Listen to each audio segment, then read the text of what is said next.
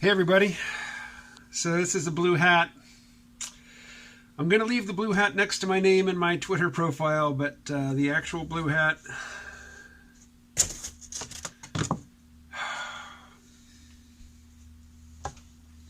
So I voted today, and first I walked to my polling place. As I was walking down the hill, I'm on the sidewalk. I'm less than 1 foot away from the back of this Suburban, which seemed to be parked, which suddenly is moving backwards, even though its taillights didn't come on, its reverse lights didn't come on, and I smacked it, and the driver put their foot on the brake and stopped, so I didn't get, knocked out into the street. But it was a very close moment, and it just reminded me what I knew to be true anyway, which is that while everybody's freaking out about coronavirus, they are walking around completely oblivious to a number of other threats which are far more likely to impact their lives.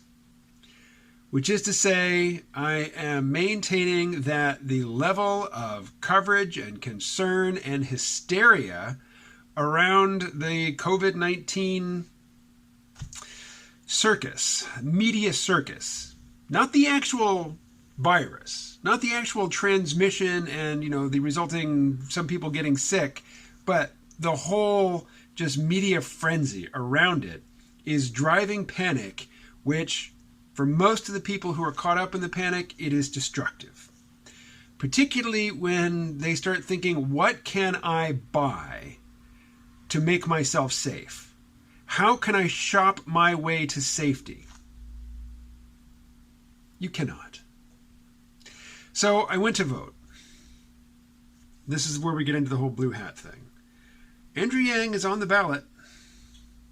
I'm not the sort of person who typically walks into the polling place not knowing who I'm going to vote for.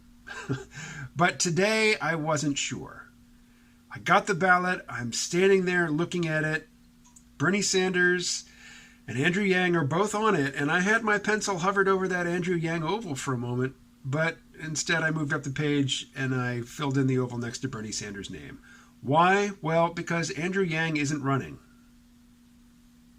He's not a candidate anymore. He has gone on to do something else.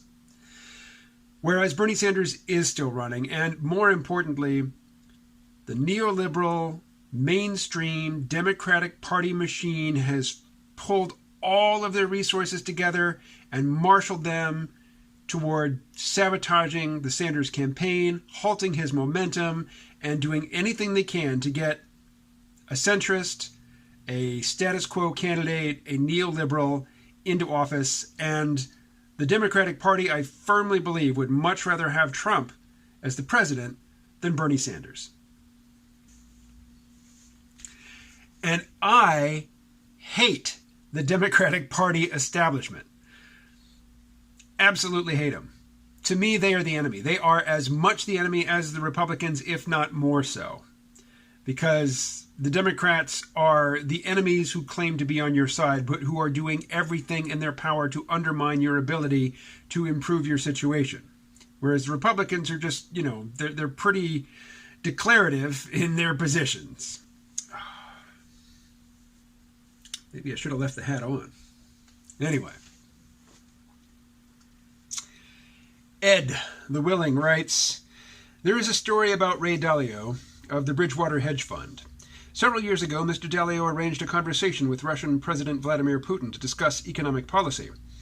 Said some of these employees expressed concern about engaging with the autocratic leader, and Mr. Dalio told one that, if you're so smart, why aren't you rich? According to people who heard the comment. I would appreciate hearing your take on this biting rhetorical question. Well, I'm not rich. There was a shining moment when I had more money than most people. That moment is long since past. I know I don't connect with the majority of people in this country and in this society and civilization. There was a time when I would have been more than happy to accept the explanation that, well, I'm much smarter than all of them, and I can entertain far more elaborate thought constructs because I have a better brain. Well, my brain is deficient in many ways. I'm pretty good at remembering concepts, so-called semantic memory. episodic memory, actually remembering the things that I've done in my life, the people I've encountered, the experiences I've had, that stuff just fades quickly. You know, there are certain stories that I tell myself about where I've been and what I've done in my life. And those pieces of my life story, which I have repeated often, I can call up, but I have no confidence that what I'm remembering is the event. You know, what I'm remembering is the last time I told myself the story.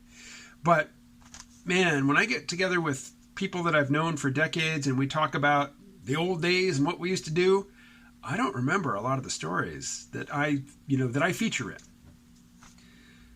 Math.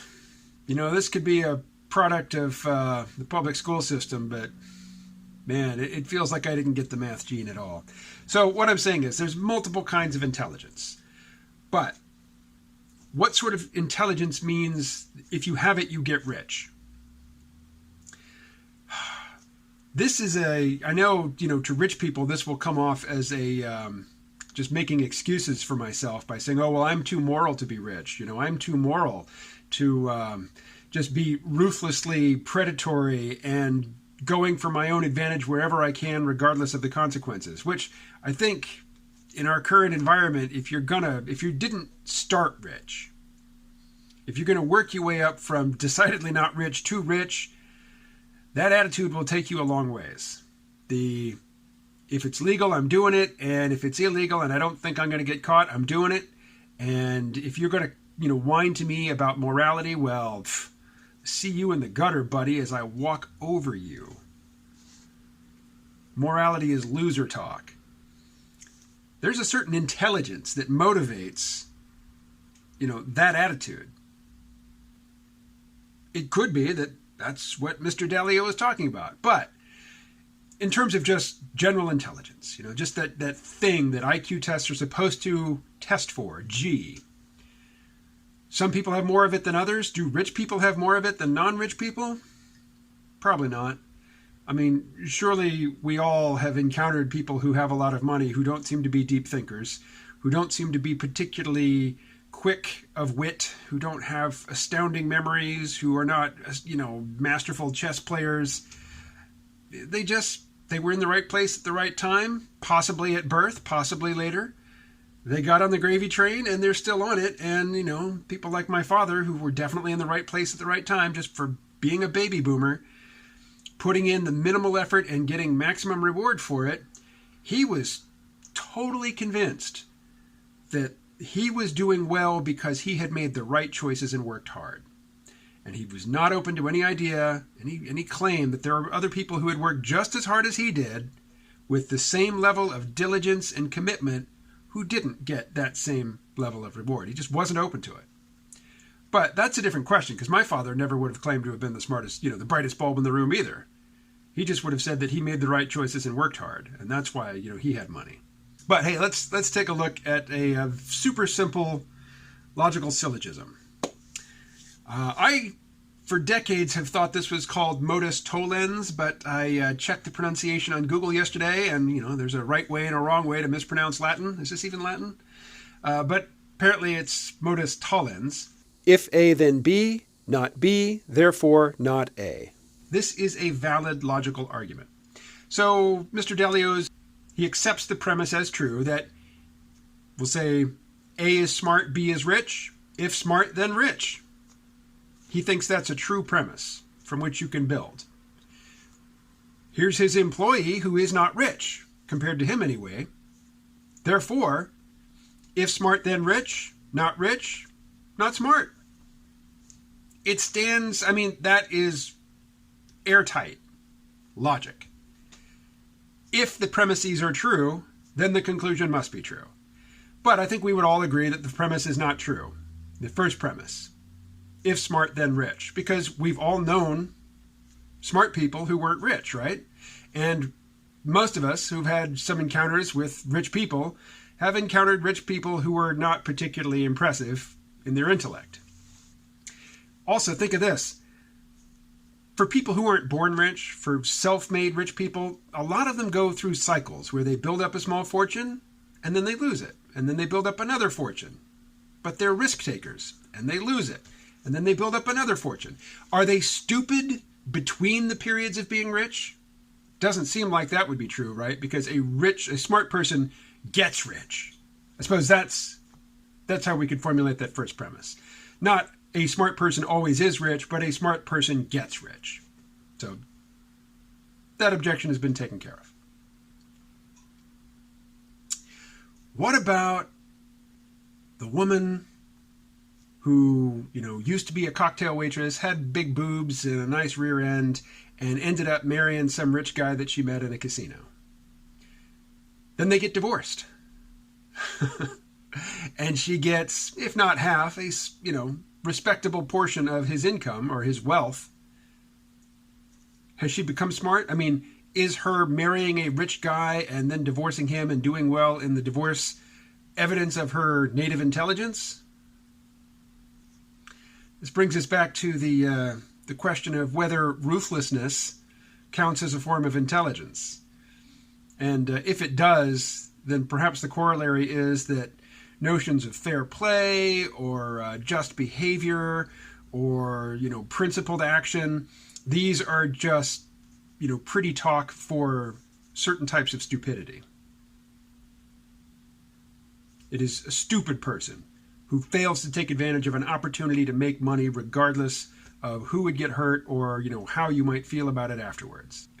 I think the idea that if you are rich, it's evidence of an underlying natural intelligence, native-born intelligence, or even, a self-cultivated intelligence.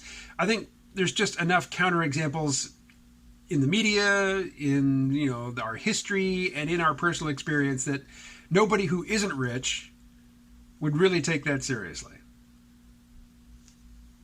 Almost nobody. For any belief, there are people who will embrace it and defend it, even against overwhelming evidence to the contrary, because it satisfies, it paints them in a good light somewhere along the line. So yeah, I've known poor people who were really who were exploited, people who were being worked over by some system or another, who asserted that they were just going to get back on that bicycle and ride all the harder because, a solid work ethic is one that's going to see you through life. And it is just, they bought into the idea that virtue for a working person, a member of the working class, is demonstrated and is cultivated and is expressed through toiling to make somebody else rich. That just makes you a good person. Or that is evidence of your underlying goodness. Unless you were born rich. Anyway, I've actually talked about this for longer than is even interesting to me. One other thing I'm going to say is that this morning, so I was scrolling through my Twitter feed, which has changed dramatically since Andrew Yang dropped out of the race. I was just seeing all the panic about COVID-19, and I realized that while the fear that the constant focus on this news story has generated in people, while the fear is irrational, as a causal force in the world, it is quite real. And it may well complicate my ability to move to Puerto Rico on the timetable that I have in mind. So it was kind of a depressing realization, coming to terms with the fact that panic over COVID-19 might actually throw a roadblock in front of me in terms of moving when I want to move. And that was a bummer, but at least, it's come to the forefront of my consciousness. I've acknowledged it, and now it's not this thing that's eating at me, from the dark recesses of my mind. All right, if you have a question you would like me to answer, post it, and I will talk to you again pretty soon.